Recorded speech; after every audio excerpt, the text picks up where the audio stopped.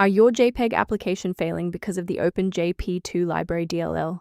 I'm Sophie Chen, a senior Windows support engineer. Let's fix those broken file references immediately.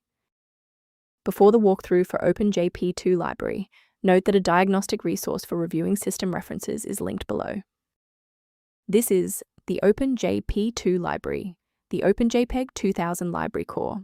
It provides unmanaged routines for the encoding and decoding of high-fidelity JPEG 2000 image bitstreams. It is essential for medical imaging and GIS software to resolve complex wavelet-based visual manifests.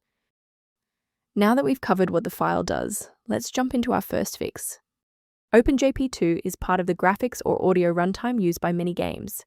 Installing the Microsoft DirectX end-user runtime restores missing DirectX components, while a GPU driver update handles OpenCL, OpenGL, or CUDA-related files.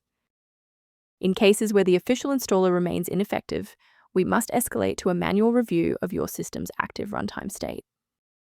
A full system restart ensures that no background processes are currently locking the OpenJP2 library file. A fresh boot allows Windows to reinitialize its library map from a clean state. Take a second to bookmark this page or hit the like button before restarting.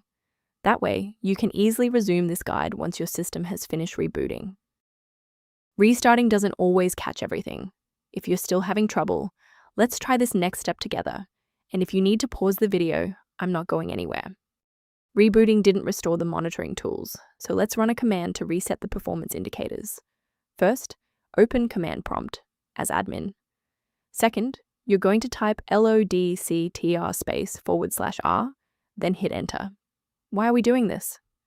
Well, these files rarely suffer from physical corruption. Instead, their registration in the performance hive becomes desynced.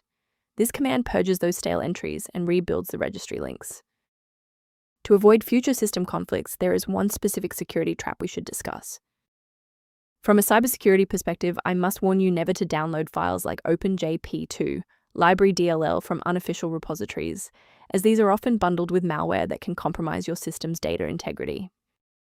To help keep your environment stable and prevent recurring errors, consider an automated maintenance utility for your system. Review options for improved system responsiveness by consulting the primary tool linked below for OpenJP2 library. If we successfully synchronize the missing library for OpenJP2 library today, liking this video helps others find the solution. Subscribe for professional tech support,